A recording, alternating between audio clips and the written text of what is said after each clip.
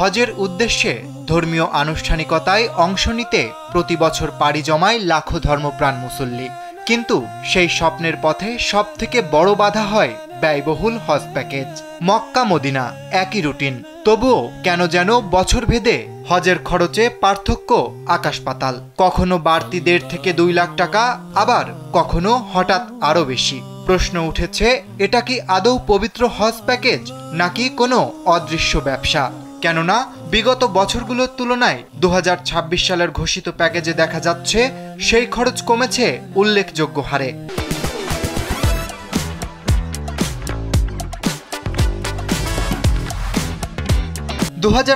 সালে সরকারি ব্যবস্থাপনায় 3টি প্যাকেজ ঘোষণা করেছে ধর্মীয় মন্ত্রণালয়। সর্বনিম্ন 4,67,167 টাকা, সর্বোচ্চ 6,90,597 টাকা। প্যাকেজ 1-এ থাকছে হারাম শরীফের একেবারে কাছাকাছি থাকার সুযোগ, প্যাকেজ 2 কিছুটা সুলভ, আর প্যাকেজ 3 তুলনামূলক সাশ্রয়ী, যেখানে হাজিরা থাকবেন আজিজিয়া এলাকায়। এর আগে সরকারি মাধ্যমে হাজিদের কখনো আজিজিয়া এলাকায় রাখা হয়নি, কিন্তু এখন থেকে সেখানে রাখা হবে।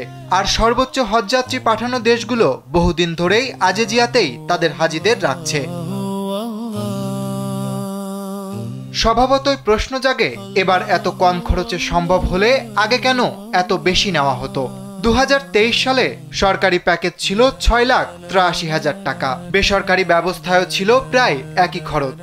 অথচ 2022 সালে সরকারি খরচ ছিল 5,27,000 টাকা, আর 2020 সালে মাত্র 3,61,000-এ শেষ করা যেত হজ।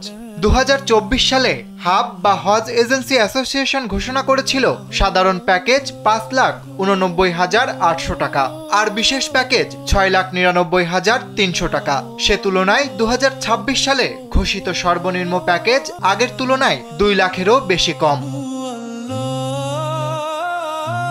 হাবের সভাপতি এম শাহাদাত হোসেন তসলিম জানান, এবার প্যাকেজে খরচ কমানো হয়েছে, তবে কোরবানি, ওষুধ এবং কিছু খরচ হাজিদের আলাদা বহন করতে হবে।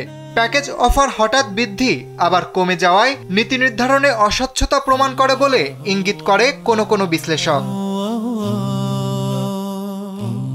হজ শুধু ধর্মীয় কর্তব্য নয়, এটি প্রতিটি মুসলিমের আজীবনের স্বপ্ন।